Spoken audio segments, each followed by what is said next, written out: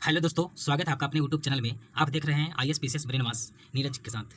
दोस्तों, पिछले वीडियो में हमने पॉलिटी को खलास कर दिया था। आज हम लोग भूगोल का चैप्टर को करेंगे, पूरे भूगोल को खत्म करेंगे। जो मेन क्वेश्चन है, जो इंपॉर्टेंट क्वेश्चन है, सिर्फ उसी क्वेश्चन को करेंगे और इससे आपका क्विक रिवीजन हो जाएगा, जो कि लास्ट टाइम में सिर्फ क्विक रिवीजन ही करना चाहिए, जो आपको इससे काफ़ी फायदेमंद होगा। तो चलिए शुरू करते हैं बिना वक्त गवाए हुए।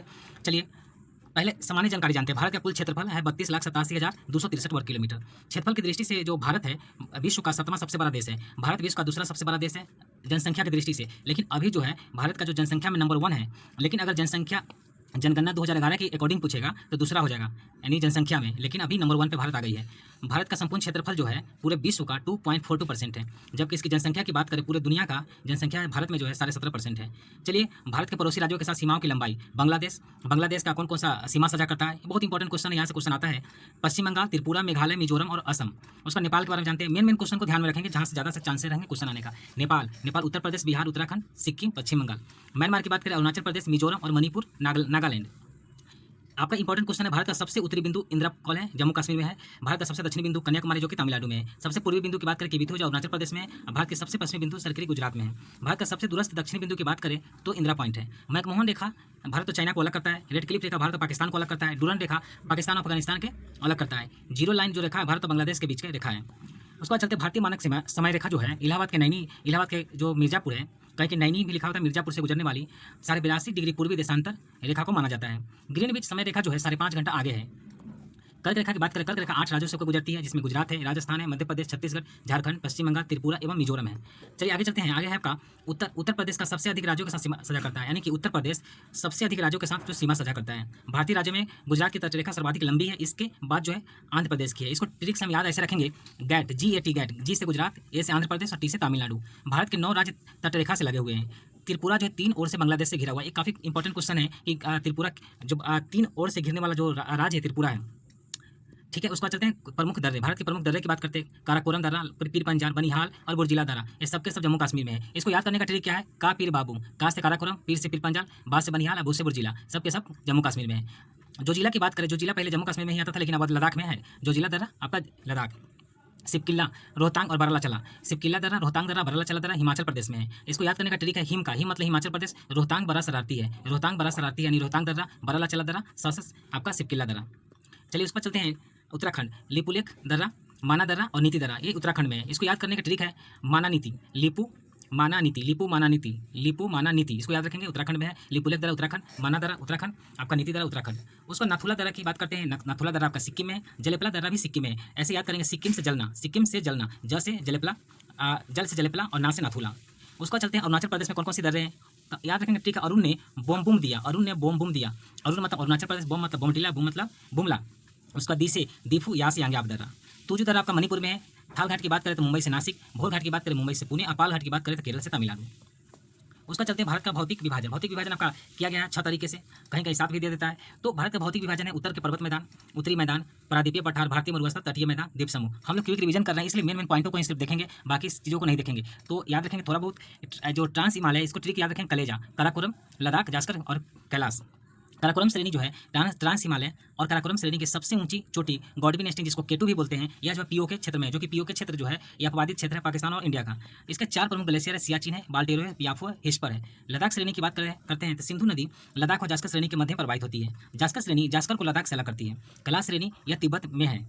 उसका बात करते हैं हिमाद्री या सर्वोच्च या बृहत हिमालय, इसको ग्रेट हिमालय भी बोलते हैं। यह हिमालय की सबसे ऊंची श्रेणी है। लघु हिमालय से मेन सेंट्रल थ्रस्ट के द्वारा अलग किया जाता है। मेन सेंट्रल थ्रस्ट के द्वारा लघु हिमालय से इसको अलग करते हैं। माउंट एवरेस्ट की बात करते हैं तो माउंट एवरेस्ट जो है यह दुनिया और हिमालय की सबसे ऊंची चोटी है। इसे नेपाल में सागरमाथा और चीन में चिमालुग्मा के नाम से जानते हैं। यहाँ याद रखेंगे, नेपाल में किस नाम से जानते हैं, सागरमाथा के, और चीन में चिमालुग्मा के नाम से जानते हैं। कंचनजंगा की बात करते हैं, भारत में ये जो कंचनजंगा भारत में है और ये माउंट एवरेस्ट भारत में नहीं है, यानी कि आपका कई नेपाल में भी है माउंट एवरेस्ट और कंचनजंगा की सिर्फ ओनली भारत। तो भारत में हिमालय की सबसे ऊंची चोटी की बात करें, कंचनजंगा हो जाएगा। ये दुनिया की तीसरी सबसे ऊंची चोटी है। इसमें जैसे नंदा देवी, कामेत आदि, कैलाश पर्वत, त्रिशूल पर्वत, नमचा बरवा आदि पर्वत, ये जो ग्रेट हिमालय का भाग है।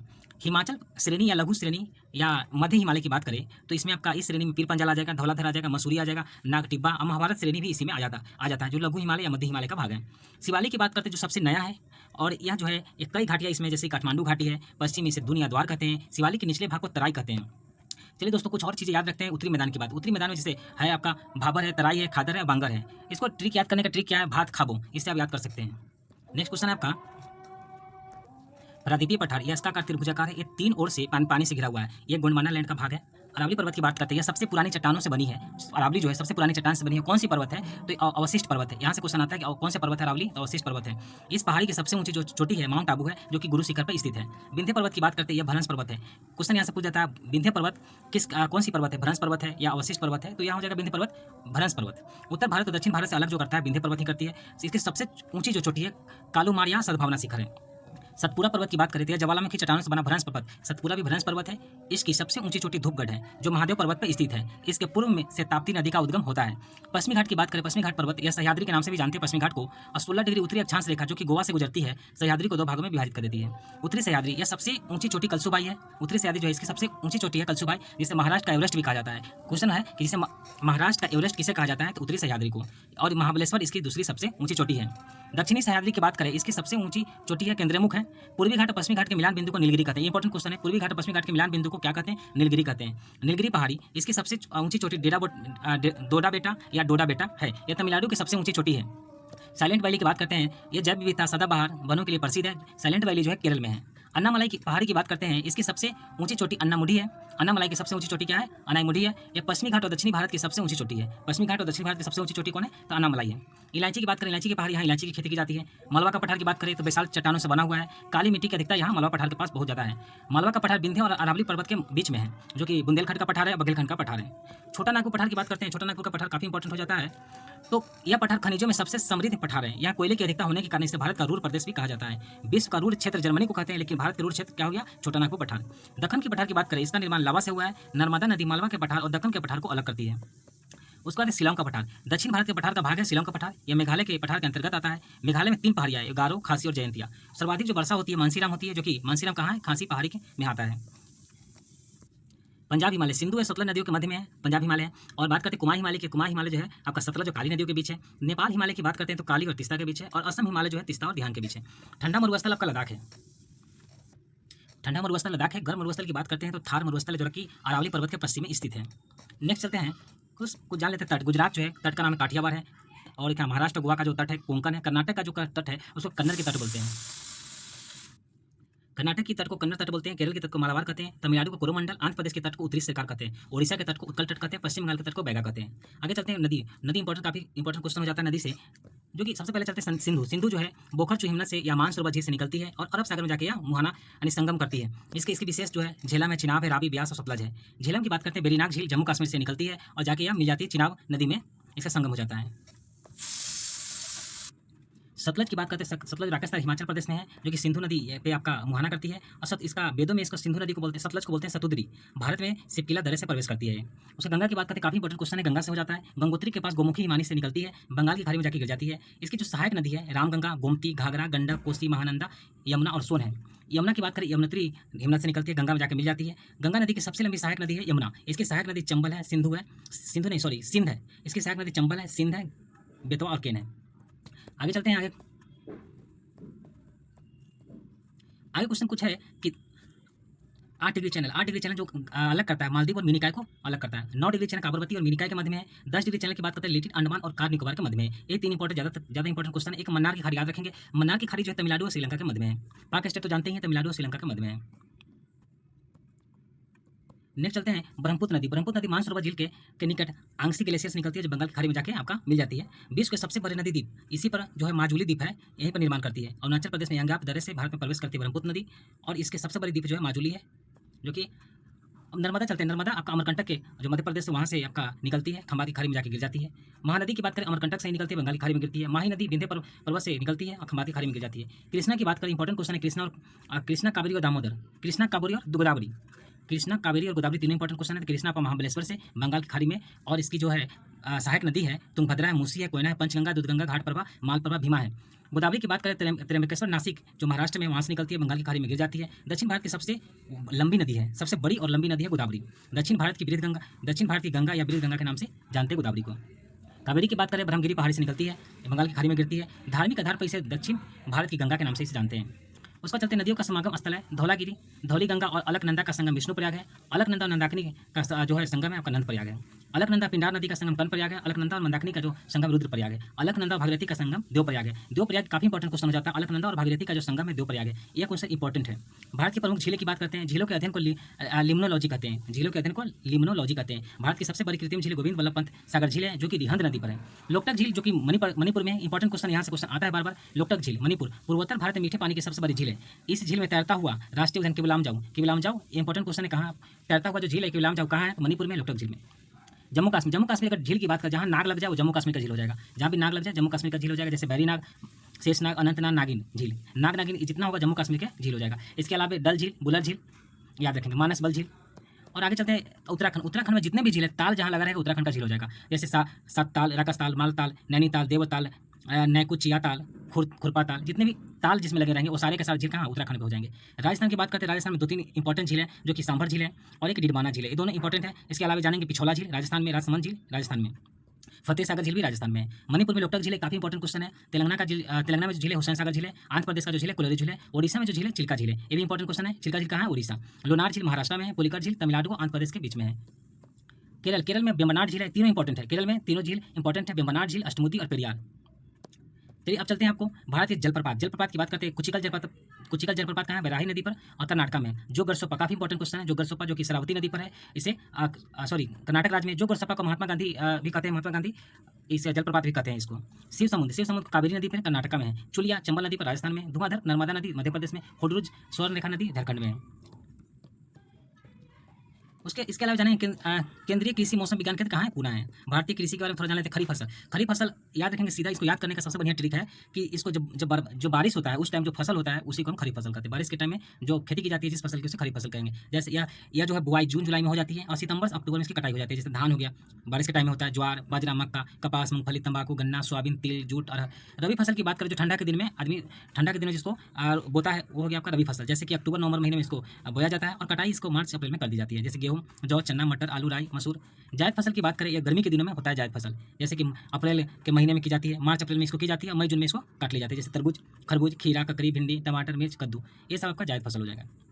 कुछ चीज़ें और याद रखेंगे, जैसे कि आपका है सेरीकल्चर आपका रेशम पालन से संबंधित है। एपीकल्चर मधुमक्खी पालन, पीसीकल्चर मत्स्य पालन, फ्लोरिकल्चर फूलों के उत्पादन, विटीकल्चर अंगूर की खेती, वर्मीकल्चर केचुआ पालन, पोमोकल्चर फलों का उत्पादन, हार्टिकल्चर बागवानी। कुछ इधर याद रखेंगे आपको संस्थान जो कृषि अनुसंधान है उसके बारे में याद रखेंगे। केंद्रीय चावल अनुसंधान कहाँ है? तो कटक में है। भारतीय गन्ना अनुसंधान कहाँ है? लखनऊ। केंद्रीय चाय अनुसंधान केंद्र जोरहट में है। केंद्रीय कॉफी अनुसंधान केंद्र चिकमंगलुरु में है।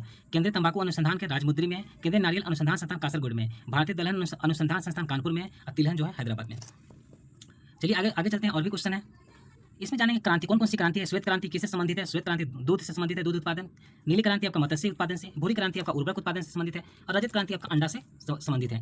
पीली क्रांति की बात करते हैं तिलहन से। लाल क्रांति की बात करते हैं टमाटर या मांस उत्पादन से। गुलाबी क्रांति की बात करते हैं झींगा उत्पादन से। अमृत क्रांति की बात करो तो नदी जोड़ परियोजना से। सुनहरी क्रांति जो है या स्वर्ण क्रांति इसको बोलते हैं तो पहल, शहद या बागवानी से संबंधित है। सुनहरी पहल स्वर्ण क्रांति की बात करें बागवानी से संबंधित है। ज़्यादा इंपॉर्टेंट क्वेश्चन है, बागवानी ही पूछता है। खाकी क्रांति जो चमड़ा से। काली क्रांति पेट्रोलियम उत्पादन से है। उस पर जानेंगे भारत की मिट्टी के बारे में। 5वां चैप्टर में हम लोग आ गए हैं। पूरे चैप्टर को हम लोग एक ही वीडियो में कंप्लीट कर लेंगे, जिससे क्या क्विक रिवीजन करने में बहुत आसानी होगा। तो आपको इसके बाद जितने भी है सभी सब्जेक्ट का आएगा, जो कि बहुत कम टाइम का वीडियो रहेगा, जिसमें आपको पूरा क्विक रिवीजन हो जाएगा। एग्जाम के लास्ट टाइम में आप इसको देख के कंप्लीट कर सकते हैं, अपने आप को सिक्योर कर सकते हैं। तो अगर नया है चैनल पर तो लाइक करें, सब्सक्राइब कर दें। मिट्टी का अध्ययन को मृदा विज्ञान पेडोलॉजी कहते हैं। मृदा का निर्माण चट्टानों के अवशेष से होता है। इसको एक चीज और याद रखेंगे, ICR Indian council of agriculture and research, इसकी स्थापना होता है 16 जुलाई 1929 में। इसका हेडक्वार्टर की बात करें दिल्ली में है। 8 प्रकार की मृदा ICR जो है 8 प्रकार की मृदा इसके अनुसार है। ICR के अनुसार मृदा की जो कितने मृदा है तो 8 प्रकार की मृदा होती है। जलोढ़ मृदा की बात करें, इसे कछारी मिट्टी भी कहते हैं या कॉप भी कहते हैं इसे। यह क्या है? नाइट्रोजन, फास्फोरस या ह्यूमस की इसमें कमी होती है। भारत के लगभग 40% जो क्षेत्रफल है उस पर ये पाई जाती है जलोढ़ मृदा। सबसे ज़्यादा यही जलोढ़ मृदा पाई जाती है। इसकी दो होती है, एक बांगर, एक खादर। बांगर आपका याद रखेंगे, बांगर पुरानी को और नवीन को बोलते हैं खादर। बापू खान याद रखेंगे, बा से बांगर, पू से पुराना, खा से आती है आपका हो जाए खादर और न से नवीन। खादर मिट्टी सबसे अधिक उपजाऊ होती है। लाल मिट्टी की बात करें कि आंतरिक ग्रेनाइट चट्टानों का अवशेष बनता है। 18% क्षेत्रफल पर भारत के 18% क्षेत्रफल में पाई जाती है। जलोढ़ मिट्टी के बाद ये भारत में सर्वाधिक क्षेत्रफल पर विस्तृत है। सबसे अधिक आपको जलोढ़ मृदा है। उसका दूसरे नंबर पर लाल मिट्टी है, जो कि सबसे ज़्यादा भारत में पाई जाती है। कुछ और जान लेते हैं इधर। काली मिट्टी की बात करें, विशाल चट्टानों के क्षरण से होता है। काली मिट्टी को रेंगुर मिट्टी कहते हैं। काफी इंपॉर्टेंट क्वेश्चन है, रेंगुर मृदा किसे कहते हैं या रेंगुर मिट्टी किसे कहते हैं? तो काली मिट्टी को रेंगुर मिट्टी कहते हैं। कपासी मिट्टी भी काली मिट्टी को कहते हैं। लावा मिट्टी भी काली मिट्टी को कहते हैं। एक क्वेश्चन और याद रखेंगे, चरनोजम के नाम से भी जानते हैं काली मिट्टी को। लैटेराइट मिट्टी की बात करें, ईंट के निर्माण में लैटेराइट मिट्टी का काम किया जाता है। आयरन सिलिका की बहुलता इसमें बहुत ज़्यादा होती है। इसमें एक चीज़ याद रखें, टिहरी बांध, कोटेश्वर बांध भागीरथी नदी पर उत्तराखंड में है, इंपॉर्टेंट है ये। उसका बाद और भी इंपॉर्टेंट है आपका थीन बांध या रंजीत सागर बांध रावी नदी पर पंजाब में है। उसका राणा प्रताप सागर बांध चंबल नदी पर राजस्थान में है। रिहंद बांध रिहंद नदी पर उत्तर प्रदेश में। माता टीला बेतवा में है उत्तर प्रदेश। सरदार सरोवर बांध नर्मदा और गुजरात में। काकरापर बांध ताप्ती नदी पर गुजरात में। गांधी सागर आपका चंबल मध्य प्रदेश। मानसागर सोन मध्य प्रदेश। अलमट्टी बांध, ये इंपॉर्टेंट क्वेश्चन, अलमट्टी बांध कृष्णा नदी पर कर्नाटक में है। कोयना बांध कोयना नदी पर महाराष्ट्र में है। इडुक्की परियोजना या इडुक्की बांध या पेरियार नदी पर केरल में है। मुल्ला परियार बांध पेरियार नदी पर केरल में है। और इसके बाद आगे चलते हैं, अब हम लोग चलेंगे भारत के उद्योग। भारत के उद्योग हम लोग छठे चैप्टर में आ गए हैं। लौह इस्पात उद्योग, देश में पहला लौह इस्पात कारखाना जो खुला था 1874 में बराकर नदी के किनारे कुल्टी में खुला था, जो कि आसनसोल जो पश्चिम बंगाल वाला है वहाँ पे है।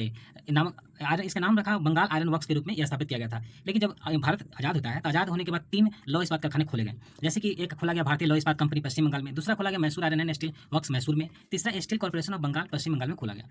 तो इसके बाद स्वतंत्रता पश्चात क्या होगा, लौह इस्पात कारखाना भी खोला गया, जो कि भिलाई इस्पात छत्तीसगढ़ दुर्ग में, हिंदुस्तान स्टील लिमिटेड राउरकेला उड़ीसा में, हिंदुस्तान स्टील लिमिटेड दुर्गापुर पश्चिम बंगाल में, बोकारो स्टील प्लांट जो है झारखंड वाला वो खोला गया, स्टील अथॉरिटी ऑफ इंडिया खोला गया।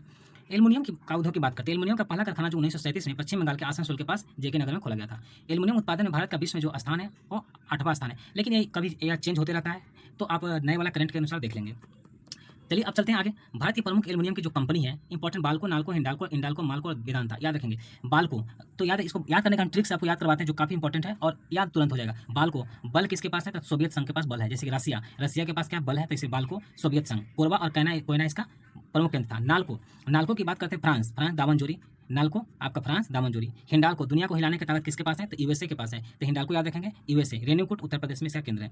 इंडाल्को की बात करें कनाडा में है, जेके नगर पुरी अवल्या में, ये इंपॉर्टेंट नहीं है आपको। माल्को याद रखेंगे, माल्को इटली में है और इसमें चेन्नई, मैटूर, सिलेम, ये आपका 3 केंद्र है। वेदांता उतना इंपॉर्टेंट क्वेश्चन नहीं है। सूती वस्त्र उद्योग सबसे पहला सफल आधुनिक सूती कपड़ा कारखाना 1854 में बंबई में कबास जी डाबर द्वारा खोला गया था। इसमें 1856 से उत्पादन प्रारंभ कर दिया गया। 54 में खुला, 2 साल के बाद इसमें उत्पादन प्रारंभ शुरू किया गया। भारतीय सूती कपड़ा उद्योग की शुरुआत 1818 में हुई थी, जब कोलकाता के पास फोर्ट ग्लास्टर में पहली सूती कपड़ा मिल शुरू की गई थी, लेकिन इसे जल्द बंद कर दिया गया था। सूती वस्त्र उद्योग का सर्वाधिक केंद्रीकरण महाराष्ट्र और गुजरात राज्य में है। पश्चिम बंगाल, मध्य प्रदेश, तमिलनाडु, आंध्र प्रदेश, केरल, उत्तर प्रदेश में भी है।